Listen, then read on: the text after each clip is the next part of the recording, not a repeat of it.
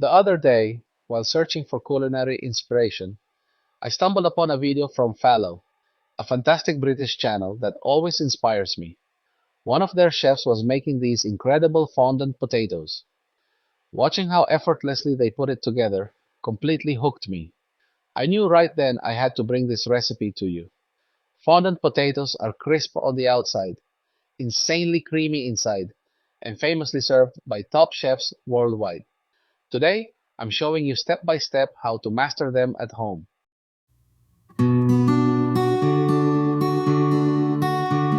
Hey everyone, welcome back to Joe's Bistro. To get started, you'll need 4 to 5 large potatoes. Pick your favorite cooking variety. I've already peeled and washed mine to save time. Now, slice a bit off the top and bottom of each potato. This creates flat, level surfaces that will develop a gorgeous golden brown crust in the pan. Aim for thick, block-like cylinders, almost like a thick bar of soap, just as you see right here. Now with the main shape set, take your peeler and gently round off those sharp edges along the flat cuts. This gives the potatoes a much smoother, more natural look. Is this a step strictly necessary? Not really, but if you want to impress your guests with professional plating, it's a great technique to learn. You never know when it might come in handy.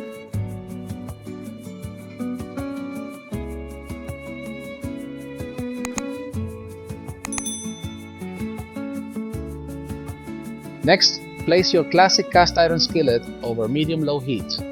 We're going to maintain this exact temperature from here all the way to the end of the recipe. Depending on the size of your pan, fit in as many potatoes as you comfortably can without overcrowding. In my case, I'm starting with 3 big ones to give them plenty of room to sear evenly. Do you hear that subtle sizzle? That's your sign that the potatoes are searing gently and evenly. Look at those tiny bubbles, quietly forming at the base. We want to let them cook slowly without rushing, allowing a deep crust to form. This stage takes about 5 full minutes, so have a little patience. Now, let's grab our tongs and carefully lift one up to check how that golden brown crust is coming along.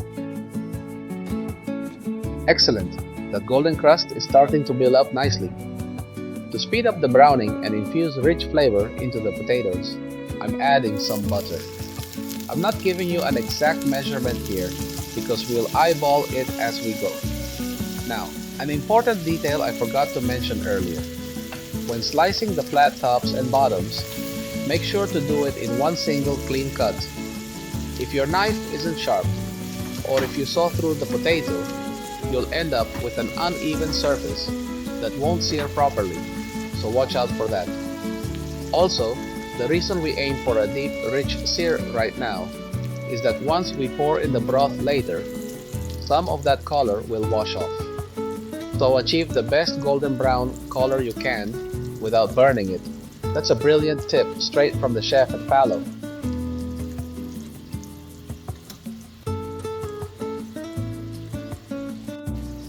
We are finally reaching that perfect deep golden color we've been aiming for. Look at that stunning crust. Now, I'm going to throw in another knob of butter right into the pan. As it melts and foams up, it's going to create the perfect rich base to start infusing our fresh aromatics and herbs.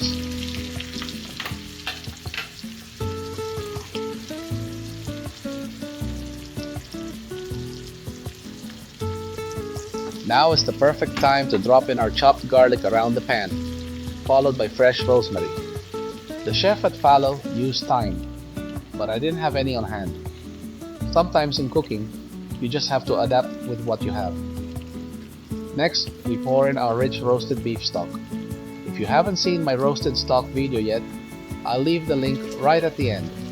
We let this simmer for a couple of minutes to combine the flavors, and then we transfer both the stock and potatoes into a baking dish because this is heading straight into the oven. As you can see, I'm arranging the potatoes strategically in the baking dish so they have plenty of room to cook evenly.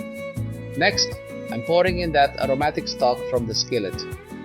You'll notice I'm straining it here, but that's completely optional. Leaving the garlic and rosemary in actually infuses even more flavor as it bakes. I'm just removing a few pieces for presentation, and I'll add the rest back later. Finally, cover the dish tightly with a sheet of aluminum foil, and it's off to the oven. Coming up next, I'll break down the exact times, temperatures, and key steps so yours turn out perfect.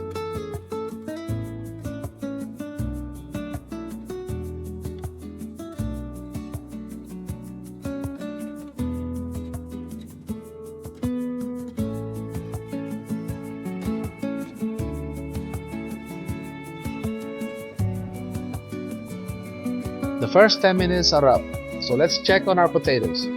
I'm going to flip them briefly and spoon plenty of that rich, hot stock over the tops and all around the dish. Basting them like this keeps the tops perfectly moist and prevents them from drying out as they bake.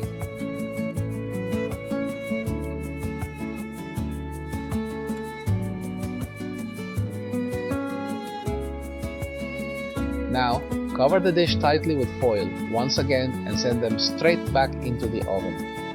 While those continue baking to velvety perfection, it's time to start cooking our delicious beef steaks to go along with them.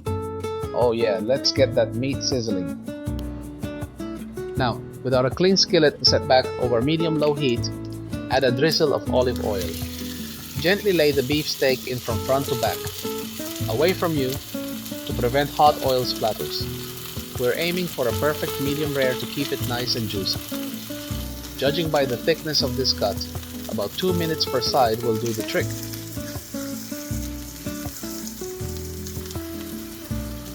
To take the flavor up a notch, I'm throwing in a bit of butter to baste the meat. Did I mention this steak was seasoned a full day in advance?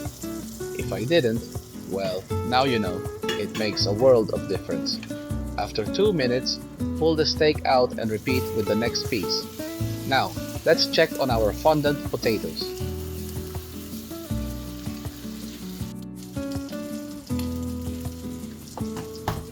Around 20 minutes have passed.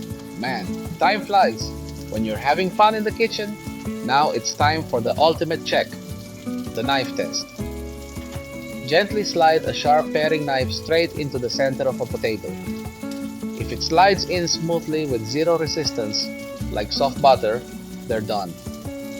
My culinary instinct tells me these are almost there. So let me spoon a bit more of that delicious, rich stock right over the tops to keep them super juicy. We'll cover the dish back up with foil and return it to the oven for one final stretch of 10 to 15 minutes.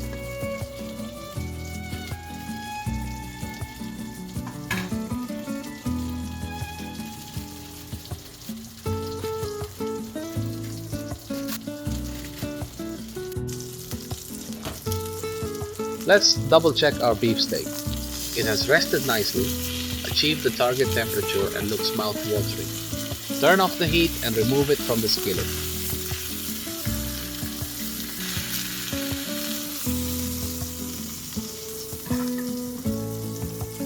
Now, moment of truth.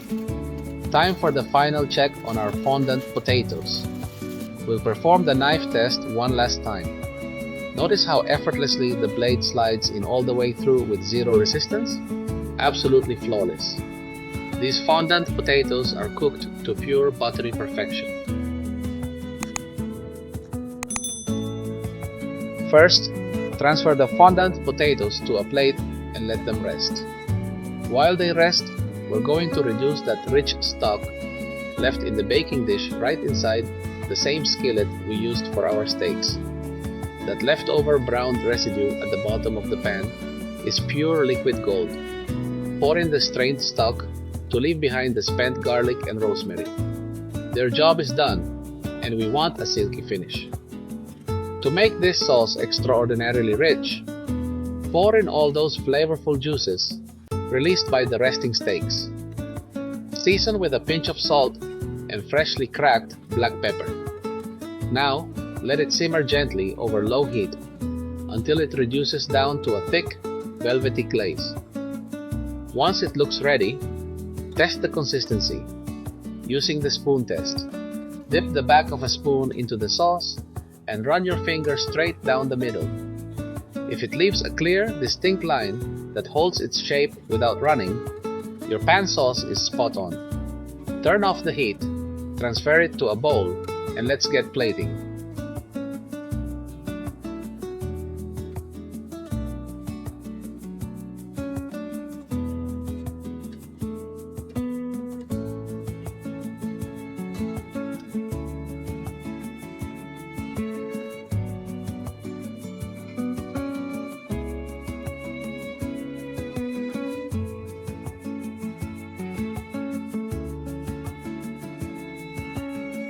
Now let's bring it all together and plate. Arrange your fondant potatoes however you like. I'm going for this specific style to practice my presentation and keep things clean. Drop a comment below and let me know what you think of this arrangement. Next, spoon a drizzle of our pan sauce over the potatoes, just enough to coat them beautifully without overpowering the plate. Sprinkle a touch of finely chopped fresh parsley over top for a vibrant pop of color. And finally, place our juicy beef steak right alongside. Honestly, this looks and smells incredible. It's practically picture perfect and ready for a frame. I honestly think this is one of the most beautiful and delicious dishes I've made so far. Just take a moment to admire this beauty. The potatoes are melt in your mouth soft. The steak is unbelievably tender. And that pan sauce is out of this world. And all made right here in my humble kitchen. I hope this inspires you to give it a try at home. You won't regret it. Sending my utmost respect and warm greetings to the incredible chefs at Fallow. I've been following their work for a long time. I'd love for this video to reach them so they can share their thoughts. If you want to see more recipes like this, check out the videos on the screen now. Ciao!